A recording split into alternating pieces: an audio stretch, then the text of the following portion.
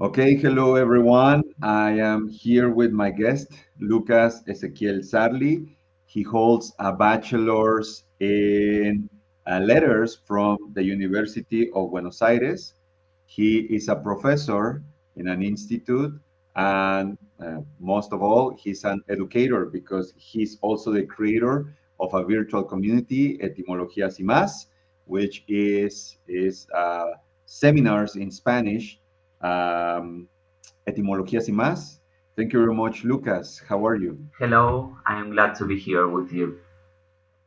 Okay, Lucas. So I'm going to start with Gilgamesh because I find the myth of Gilgamesh very interesting, and you mentioned it a little bit in your seminar. But is it Gilgamesh the oldest form of mythology ever written, or is just the most famous? It's the most old that we have because Gilgamesh reminds to a real king, was king from Sumeria. Sumeria was not an empire, was different citizen states. Um, he was the king of Uruk. In maybe could be king in 2750 could be the real kingdom of Gilgamesh, but in the myth he was a demigod. He was a son of a goddess Ninsum Rimat and a king Lugalbanda. Lugal is the name of the kings in Sumer in Sumeria. Uh, but this written myth was found in the city of Mosul in the actual Iraq. Was in the past the city of Nineveh in the empire of Assyria. There was a really big library, the library of the king Assurbanipal in the I think it's the 600 before Christ, was written in clay tablets. 12 clay tablets made of clay, made of mud, with the cuneiform letter. The cuneiform was the first characters that we have in the history of the written. Um, they read the history of Gilgamesh, and we conserve in a museum in United States in Washington. We conserve I think it's the Museum of the Bible is the name in Washington. We conserve these clay tablets who speaks the first myth that we can get by written. You know. So we have that actually in clay tablets. That's very interesting. So, what was the purpose of myth in the Sumerian society? Uh, does it have any historical or religious value? This is because, for example, we have the big flood, right? Or the royal lineage that we have. So, does it have any historical value or maybe educational or religious? What is it, the purpose of myth in the Yes. Sumerian? We are not too sure about that, but we know with almost certain that the ancient Sumerian people believes in a big flood surrounded by the third millennium before Christ, and at the same time, the third millennium before Christ, they changed the kingdom, the name of the kings. For example, before the third millennium before Christ, they had the priest king, really close to religion. He lives inside the temple of the gods. The ziggurat are the name of the temples, like pyramids with escalones. I don't know how to say it. Yeah, with With the steps. steps, Uh-huh. yeah, with different steps, not like the Egyptian pyramid, like the Yucatan pyramid, for example, with different steps. The name of these temples are ziggurat, and the priest king, his name is En. En is the name of the previous kings in Sumeria. After that, after the third millennium before Christ, they changed the kind of the kings and start to be not En, start to be Enki. Then he was the warrior king. Changed the priest king for the warrior king. Start to separate with the religion, and we can explain this change in the heritage of the kings with a big flood. The big flood changed the city, and we need to start all again. We start now really different, and we change the lineage of the kings. In your seminar, you mentioned a possible influence from like the myth of Gilgamesh in the Greek mythology. What can you tell us about it? With the hero of Heracles. Okay. Yes, there are two similarities. The writer and the mythologist Robert Graves, that was really popular in the kind of mythology. He explained that we cannot accurate that Gilgamesh is the old version from Heracles. Heracles is the Greek name from Hercules. Hercules was that name was from Rome. Heracles is from Greece. Uh, we cannot accurate that, but we can find two similarities between Gilgamesh and Heracles. You know, for example, both uh, make a long trip in his history, in their history. For example, Heracles went to Hades, went to the hell to fight with Cerbero, with Cancerbero, the dog with three heads. And Gilgamesh not went to the hell, but went to the limit of the world when lives Utnapishtim, the immortal, the only human who raised the immortality. So he makes a long trip and makes a boat in the same way, and both have homosexual relationships. Heracles with his friend Iolao, and Gilgamesh with his best friend Enkidu. You know, there are two similarities. For example, Heracles fights with the Leon of Nemeda in the first work, in the myth of the 12 work of Heracles, and Gilgamesh is always represented like a giant hanging a lion in his arms. Uh, the lion appears in both cultures and in both myths.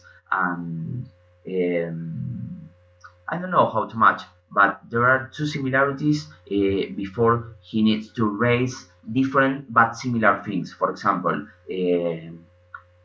Gilgamesh makes a long trip to raise the immortality like Utnapishtim, and Heracles don't looking for the immortality, but he found it at first, at last when he died. He passed to the Olimpo, and now he lives with the gods in the Olimpo with his father Zeus. And so the final is really similar, but Gilgamesh didn't raise the immortality. He lost that possibility and returned to his kingdom in Uruk, in the city of Uruk. Is then Heracles the first myth that we know of the Greeks? Yes, could be. It's one of the first one. The other was the War of Troya. For example, we have different versions of the myth of Heracles, remote to the Mycenaean period of Greece. The Mycenaean period was in the 1700 before Christ. Yes, 1,700 years ago before Christ. That was really old, and his myth was very popular in all the Mediterranean place. All the Mediterranean surrounding the Mediterranean Sea was really popular, Heracles.